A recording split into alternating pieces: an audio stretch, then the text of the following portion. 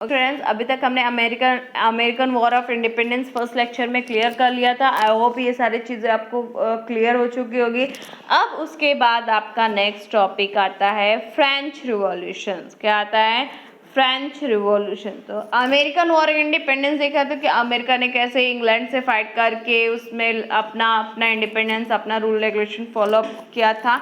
तो उसमें के बाद इसमें फ्रेंच रिवॉल्यूशन में भी कुछ सेम ऐसा है पर थोड़ा बहुत डिफरेंस है। तो हम देखते हैं फ्रेंच रिवॉल्यूशन में क्या है। तो फ्रेंच रिवॉल्यूशन कब स्टार्ट हुआ था? इन 1789। कब हुआ था? इन 1789। In 1789 AD, the people of the French revolt against the uncontrolled, unjusted monarchy and federalism at the established in the republic. And this event is known as the French revolution. और ये किसके against हुआ था? Against the uncontrol and unjusted monarchy. जैसे कोई भी चीज़ों का हम लोगों को कंट्रोल है, बेफालतू की चीज़ों को लेके झगड़ा करते, ये स्ट्राइक करते, ये सारी चीज़ें आती हैं, ठीक है। And the French revolution gave to the world the 3 values of liberty, equality and fraternity.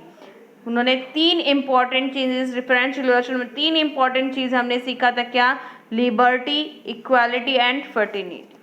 तो ये सारी चीजें हमने कहाँ पे सीखा? फ्रेंच रिवॉल्यूशन में। बट कौन से ईयर में? 1789 में। कब? 1789 में। तो French revolution in this world in the world history among the political revolution, बहुत सारे रिवॉल्यूशन हुए। in the world history among the political revolution, the American war of independence and French revolution have the very important role। क्योंकि ये जो American war था और French war, इसके ये दोनों वॉर से, ये दोनों रिवॉल्यूशन से काफ़ी वर्ल्ड में बहुत सारे चेंजेस आए थे, ठीक है। तो फर्स्ट आपका यहाँ पे, फिर उसके बाद कौन सा रिवॉल्यूशन स्टार्ट हुआ था? Industrial revolution. कौन सा? Industrial revolution. तो इंडस्ट्रियल रिवॉल्यूशन में आप देखो तो कि इंडस्ट्रीज वाइज हो सकता है, डायरेक्टली क्लियर हो जाए, डायरेक्टली माइंड में आ जाता है हमारे। तो यहाँ पे आपको क्या था? In the later the period of 18th century. कब?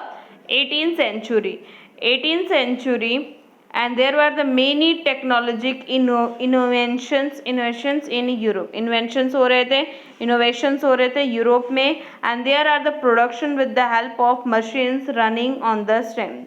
तो वो ऐसे इन्वेंशन हो रहे थे, इनोवेशंस हो रहे थे जो स्टीम पे चलते थे, वैसे मशीन्स, ठीक है।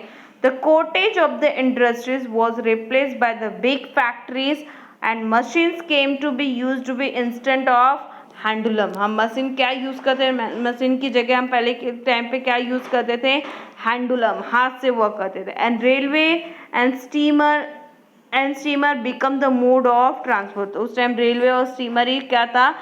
एक ट्रांसपोर्ट का मोड था। And the age of the machine began, this is known as the industrial reverse. जैसे मशीनें आने लगी, जैसे डेवलपमेंट इंडस्ट्रीज में, प्रोडक्शंस में, ट्रेड में होने लगे, तो इसलिए उसको क्या कर दिया? Industrial revolution. तो industrial revolution began in England. कहाँ से स्टार्ट हुआ था? England. And spread in the part of the west. फिर कहाँ पे स्प्रेड हुआ था? वेस्ट में। And during the period of England enjoy the industrial prosperity and come to with the describe the world factory. तो इन्होंने जब ये आया था तो उन्होंने धीरे धीरे सब जगह डिस्क्राइब करा, तो फिर उसलिए वर्ल्ड फैक्ट्री उन्होंने किया था, ठीक है।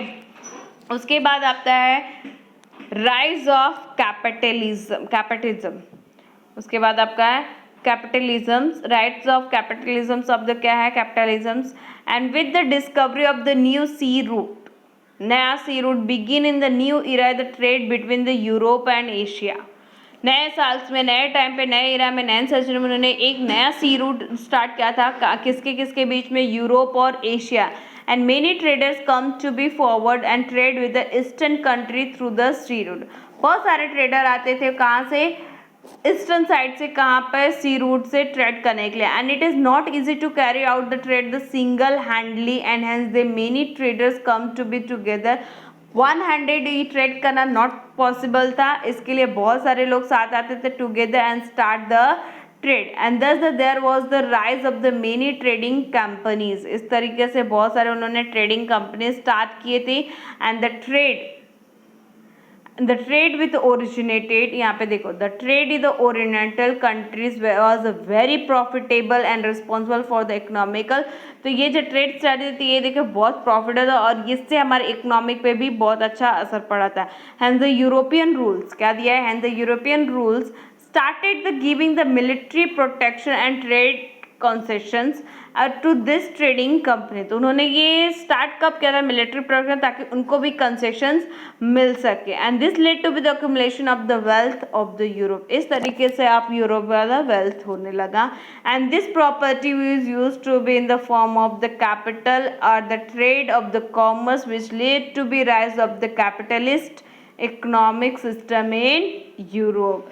इसलिए इस तरीके से इसको हम क्या बोलते हैं, कैपिटलिज्म रिवॉल्यूशंस, ठीक है, क्योंकि उन्होंने कैपिटल स्टार्ट किया था, capital for the capital, capitalism क्या है, property we use to from the capital and for the trade.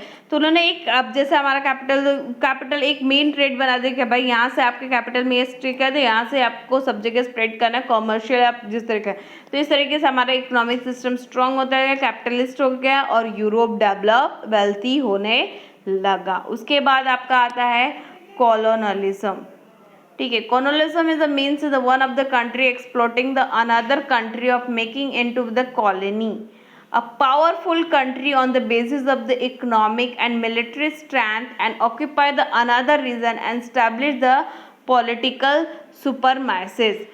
Colonialism means that is the country exploiting another country by the making into colony, छोटे छोटे colony करके एक another country बनाना, another development करना।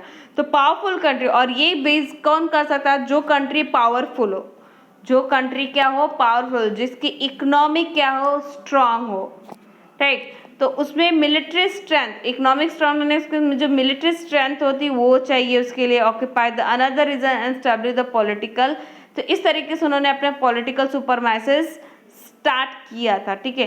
तो सुपरमाइसिस this is known as, इसलिए उसको हम क्या बोलते हैं, this is known as the colonialisms. And this trendy of colonialism led to be rise of the imperialism of among the European।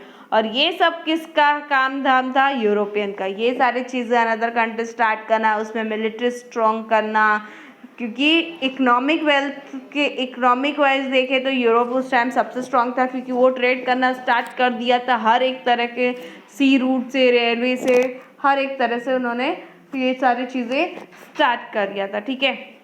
उसके बाद आपका आता है इम्पेरियलिज्म। क्या आता है, imperialism. Imperialism means the system in which the powerful country control the other country by the establish is overall dominated and establishing the many colonies। मतलब कि मैं हूँ, जैसे मैं आपकी टीचर हूँ, मैंने आपको कंट्रोल करके रखा है ना कि नहीं ये सिस्टम वाइज करना, ये इस तरीके से करना। तो सेम ही यहाँ पे भी इम्पेरियलिज्म में कैसा हो रहा है कि कंट्री क्या करती थी, दूसरे पे कंट्रोल करती थी, दूसरे कंट्रीज पे कंट्रोल करती थी कि न्यू कैसे वो कॉलोनीज डेवलप करते, उनको फिर वो डोमिनेट करना स्टार्ट कर देती थी, ठीक है, डोमिनेट करना स्टार्ट कर दे। And many countries from the Asians and African continent fell the prey to this imperialism aspiration of the European nations. ये किसके वजह से, तो जैसे अफ्रीका हो गया, एशियन हो गया, अफ्रीका में से बहुत सारे ऐसे प्लेसेस है, कॉन्टिनेंट है, तो वो क्या होता है, फेल प्रे टू इम्पेरियलिज्म्स हो गए थे किसके, ऑफ द यूरोपियन नेशंस के, ठीक है। तो imperialism of British East India, यहाँ पे आपको क्या दिया, imperialism of the British East India company in India. तो इम्पेरियलिज्म कैसे ब्रिटिश ने अपने ईस्ट इंडिया कंपनी इंडिया में किया था, तो यहाँ पे आपको देते हैं, देखो, there was a competition, there was a competition among the European countries acquiring the trade of monopoly in India। तो उन्होंने क्या सबसे पहले किया था, मोनोपोली करने कंपटीशन स्टार्ट कर दिया था, कहाँ पे, इंडिया में। The British establish the British East India company in 1600 AD to carried out the trade in India. तो वो उन्होंने कंपनी स्टार्ट की ताकि इंडिया से वो लोग क्या कर सकते हैं, ट्रेड करना स्टार्ट कर दें, व्यापार करना स्टार्ट कर, बिजनेस करना स्टार्ट कर दें। And this company took the permission from the empire of Jahangir. और ये कंपनी ने क्या किया था, परमिशन ले लिया था किसे, जहांगीर से and establish the factory in a Surat. तो उन्होंने सबसे पहले कहाँ पे स्टार्ट की थी फैक्ट्री? सूरत में स्टार्ट की थी, और सूरत हमारा कहाँ पे आया है? गुजरात में आया है, ठीक है। And the trade between the India and England was carried out through this company. तो इस तरीके से उन्होंने इंग्लैंड से ये सब जगह से कंपनी स्टार्ट की थे, और इंडिया और इंग्लैंड के बीच में एक कंपनी बना था और ट्रेड करना स्टार्ट कर दिए थे। The struggle between the English and French. तो इंग्लिश और फ्रेंच के बीच में क्या स्ट्रगल हुआ था वो देखते हैं। The England and France was the rivals, वो एक दूसरे के क्या थे? राइवल्स है। In the competition of trade in India, India की कोई इंग्लैंड भी इंडिया से ट्रेड करता था, ईस्ट इंडिया कंपनी स्टार्ट किया था, ब्रिटिश इंग्लैंड भी करता था और फ्रांस भी करता था। तो वो एक दूसरे के क्या है, अभी दो कंपनीज होंगे सेम चीज़ ट्रेड करते हैं, व्यापार करते हैं, तो वो एक दूसरे के दोस्त नहीं हो सकते, वो एक दूसरे से क्या होते हैं? एक दूसरे क्या होते हैं? राइवल्स होते हैं, कॉम्पिटिटर्स होते हैं, जिसे हम बोलते हैं क्या होते हैं? राइवल्स, कॉम्पिटिटर, ठीक है। तो due to this there are the three wars is the fought to be between them is such is the known as the Carnatic wars. तो ये तीन देशों के बीच में अगर देखें थ्री वॉर्स, इसमें थ्री कंट्रीज आ जाते थे, कैसे? इंग्लैंड भी आ जाता था, फ्रेंच भी आ जाता था, साथ साथ में इंडिया आ जाता था। In the third Carnatic war England finally defeated to the France से इंग्लैंड क्या हो जाता था? हार जाता। Therefore now this was the no strong European competitors for the British East India company in India. तो फिर बाद में कोई कॉम्पिटिटर, नो स्ट्रॉन्ग, यहाँ पे देखो दिया है, now there was no strong European competitor. तो यूरोप के लिए कोई स्ट्रॉन्ग कॉम्पिटिटर नहीं था for a British East India company in India. The foundation of rules of India company and Bengal, क्या दिया है? The foundation of rules of India company in Bengal. बंगाल में कैसे इंडिया कंपनी स्टार्ट हुआ था? The Bengal is the provision one of the most prosperous provisions in India, province in India. The 1756 AD, Sirja ud Dowla became the Nawab of Bengal.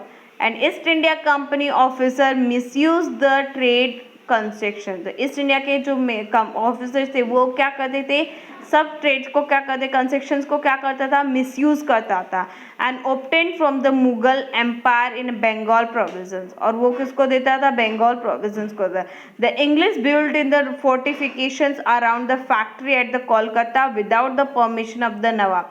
तो इस तरीके से जब ये मिसयूज करता था और इसको बेनिफिट देता था, तो इसके लिए ब्रिटिश इंडिया ने नवाब से विदाउट नवाब से परमिशन लिए बिना ही वहाँ पे कोलकाता में इन्होंने अपनी फैक्ट्री ओपन कर दी।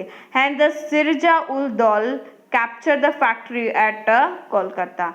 तो इसलिए सिरजा उल दौल ने क्या किया था? वो फैक्ट्री को क्या कर लिया था? परमिशन नहीं लिया था, इसलिए उसको क्या कर लिया था? अपने अंडर में ले लिया था, कैप्चर कर लिया था। And this created the disconnect in England.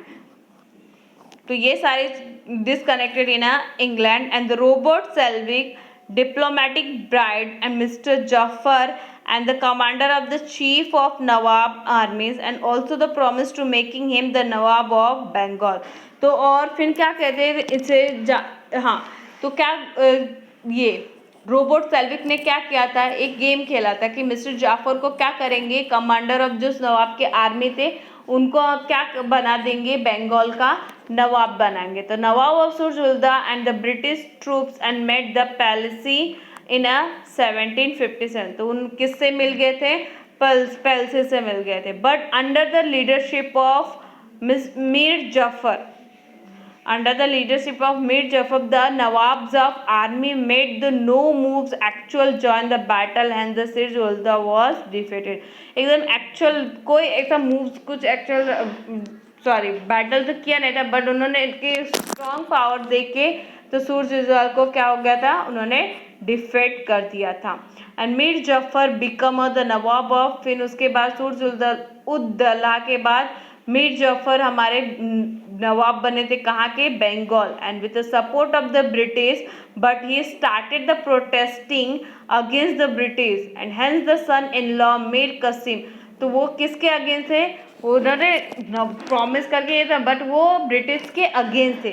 फिर उसके बाद उनका son in law Mir Kasim was made the nawab. उसके बाद कौन बना था नवाब? Son in law Mir Kasim. Mir Kasim, जब मीर कासिम इधर try to be put the restriction, वो क्या करते थे? Try to put the restriction on the illegal trade of British and once again the Mir Jafar was made the nawab of Bengal. जब एक बार वापस जब वो मीर कासिम क्या करते थे? वो इलीगल ट्रेड कर रहे थे, ठीक है। Try to put the restrictions, वो जो इलीगल वर्क होता था उस पर पाबंदी लगाना चाहते थे। तो लेकिन इसके बाद भी अगेन फिर ये सारी चीज ब्रिटिश फिर हैंस वंस अगेन वापस से मिस्टर जफर नवाब के बंगाल बन गए। The restrict and activities of the British in Bengal. Restrict, यहाँ पे आपको दिया to restrict the activities of the British in Bengal. Mir Qasim and Suja Uddala, the Nawab of Ayodhya and Mughal Empire, Shah Alam formed the alliance and run the campaign. तो ये सारे जन लोगों ने मिलके ये जो ब्रिटिश रेस्ट्रिकेट करा, ब्रिटिश को रोकना चाहते थे। तो ये सारे in 1684 the battle of Buxar was fought in Bihar. ये अभी अपने ये लोग अलग अलग जगह के मुगल बन गए, नवाब बन गए, जैसे मीर कासिम अयोध्या के, सिराजुद्दौला मुगल एम्पायर बन गए थे, ठीक है। ये दो अभी 1716 एडी में क्या हुआ था? The battle of Buxar was fought in Bihar. Battle of Buxar हुआ था कहाँ पे हुआ था? बिहार में। After the battle of British East India company got the right to collect the revenue from Bengal. जब ये वो बैटल के बाद ईस्ट इंडिया कंपनी के पास एक हक मिल गया था, एक राइट हो गया था कि वो बंगाल के रिवेन्यू को कलेक्ट कर, प्रोविजन को कलेक्ट करके as per the territory of Allahabad. किस पे बेस पे? इलाहाबाद के बेस पे। In this manner the foundation of British rule in India was laid in Bengal. इस तरीके से सब तरह से चीट करके, कुछ तरीके से चीट बोलते हैं ना, वैसे भी ब्रिटिश जो चीटर होते थे, इनलीगली वर्क करते थे, कुछ टाइम सामने दिखाने के लिए लीगल वर्क करते, फिर इनलीगली वर्क करके इस तरीके से अपना इंडिया में बंगाल में भी अपना trade east India company established कर लिया था, ठीक है। तो उसके बाद आपका यहाँ पे आता है ब्रिटिश ऑफ, क्या आता है? British Mysore struggle. क्या है? British Mysore struggle. Hyder Ali from the Mysore state of reliable and took the control of Mysore. After the death of Hyder Ali, his son Tipu Sultan became the ruler of Mysore. ठीक है, ये देखो हैदर अली मैसूर को control करते थे, but उनके death के बाद कौन उनका वो चीज़ को कौन संभालने लगा? उनका सन। कौन है उनका son? Tipu Sultan at the rule the Mysore and he try to best fight against the British. तो उन्होंने सबसे बेस्ट फाइट अगर देखे तो क्या? Try to best fight. At the end of the Tipu Sultan die the battle of Srirangapatna in 1799। In this manner the British took the control of the Mysore territory. तो इस तरीके से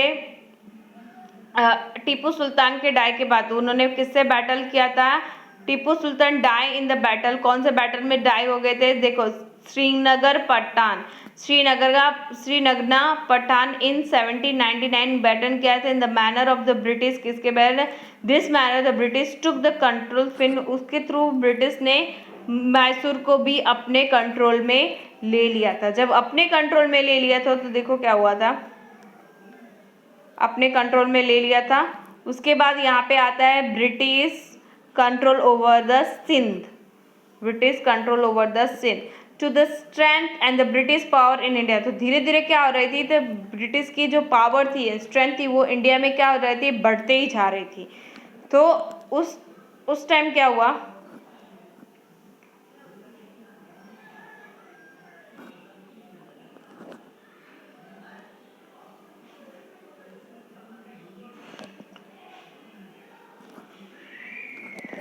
To strength of the British power in India, the English turned in the attention toward the northwest frontier, and they feared that the Russia might be attacked the India through the Afghanistan, and hence the English started establishing their influence over the Afghanistan. क्या दिया देखो, the British power in India, British power का India में start होना था, तो जो Hindi language वो लोग अपनी मदर टंग बोलते तो वो किसमें, English turn into the attention toward the north west frontier. तो वो सारे इंग्लिश कहाँ पे टर्न होने लगे, नॉर्थ वेस्ट एरिया में। दे ट्रियर्ड, दे फियर्ड, वो डरने लगे, they feared that Russian might be attack India, वो डरने लगे कि रशिया लोग आएंगे, रूस लोग आएंगे, वो कहाँ पे अटैक करेंगे, इंडिया में। एंड थ्रू द अफगानिस्तान, किसके through, Afghanistan. Has the English started establishing, तो उन्होंने क्या स्टार्ट करने लगे, इंग्लिश स्टार्ट कर, they influence over the Afghanistan, तो अफगानिस्तान को क्या करें, इंग्लिश स्टार्ट करें, तो इस तरीके से अफगानिस्तान को इन्फ्लुएंस करना स्टार्ट कर दिए। The route toward the Afghanistan went to be through the Sindhu, तो अफगानिस्तान के थ्रू वहाँ पे वो लोग कहाँ पे गए, सिंधु में। And the British understood the importance of Sindhu and the capture in 1840, तो उन्होंने सिंधु के इम्पोर्टेंस को समझ लिया और उसको कैप्चर कब कर लिया, 1843 में उसको क्या कर लिया था, कैप्चर कर लिया था। किसको कैप्चर कर लिया था, सिंधु को। उसके बाद fall of Sikh power in the beginning 19th century, जैसे 19th सेंचुरी स्टार्ट हुआ था, the power of Punjab was the hands of the Ranjit Singh, तो ये रंजीत सिंह के आपको देखो पिक्चर दिया, रंजीत सिंह का है। After the death of Ranjit Singh the minor son, उनके छोटे सन Duleep Singh came to the throne on his behalf of his mother, and the queen Jinandan looked after the state affairs but could not keep control over their officers, and taking the advantage of, यहाँ पे आपको क्या दिया, sorry इतना पहले हम देख लेते हैं क्या दिया।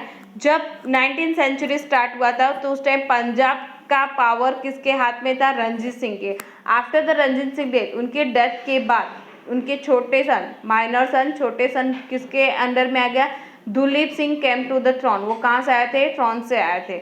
ऑन हिज बिहाफ, उनके बिहाफ में द मदर क्वीन, उनकी mother queen Jinandan looked after the state affairs, वो स्टेट का अपने पंजाब के आसपास की जो चीज़ें थे वो सारी चीज़ों को देखती थी, but could not keep control, वो लोगों को ज़्यादा कंट्रोल नहीं कर पाते थे, ऑफिसर्स को इतना कंट्रोल नहीं कर पाते थे। And taking the advantage of this situation, तो ब्रिटिश ने, वो क्वीन थी उनकी, ये सारी चीज़ों का एडवांटेज देख के उन्होंने क्या किया था, situation the British bride and some of the Sikh sardar, उन्होंने एक सिख सरदार को बिठा दिया। The Sikh community thought that the British will attack the, वो कम्युनिटी क्या सोचने लगे, सिख सरदार बिठाए तो सिख वाले सोचने लगे कि वो पंजाब को अटैक करेंगे, but hence they have launch the attack on the British, वो फिर वो क्या करने लगे, ब्रिटिश पे अटैक करने का सोच रहे हैं। The first Anglo Sikh, in the first Anglo-Sikh war the Sikh was defeated, but still Duleep Singh is remained on the throne, and but the growing impact of British over the Punjab was not acceptable to the Sikh, तो लेकिन पंजाब में ये उन्होंने attack, उन्होंने बहुत सारी कोशिश की थी, जैसे Anglo Sikh war the Sikh was defeated, उन्होंने डिफेंड किया था, डिफेंस किया था, बट ब्रिटिश पंजाब में जो ब्रिटिश सरकार से जो ब्रिटिश रूल थे वो डेवलप थे और वो सिख लोग एक्सेप्ट नहीं करना चाहते थे। तो यहाँ पे है मूलराज, क्या दिया देखो, a Mulraj officer of the Multan revolted against the English, वो इंग्लिश को एक्सेप्ट नहीं करता, उसके अगेंस्ट थे।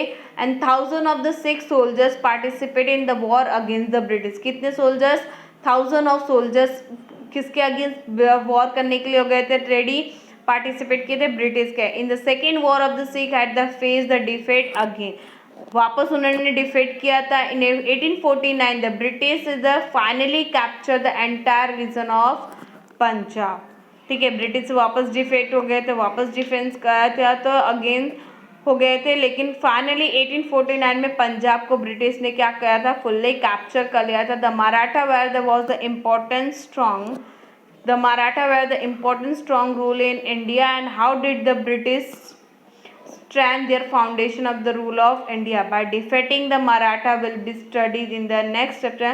किस तरीके से मराठा को डिफेंड किया था डिफेंडिंग किया था, defeating the Maratha will be the study in the next chapter. तो आई होप ये सारी चीज़ें मराठा उस टाइम फिर पंजाब पावरफुल था, परंतु के बाद मराठा है, मराठा भी बहुत पावरफुल था, तो उसको भी किस तरीके से डिफेट किया था, किस तरीके से उसके साथ अगेंस्ट लड़ाई था ब्रिटिश लोग के अगेंस्ट कैसे उन्होंने डिफेट किया था और किस तरह से फाइट किया था, वो हम नेक्स्ट चैप्टर में पढ़ेंगे। तो फाइनली ये चैप्टर आपको क्लियर हो गया है। तो इसके रिलेटेड जो भी क्वेश्चन आंसर्स वो आपको ये एक्सरसाइज आपको सॉल्व करने हैं, ठीक है।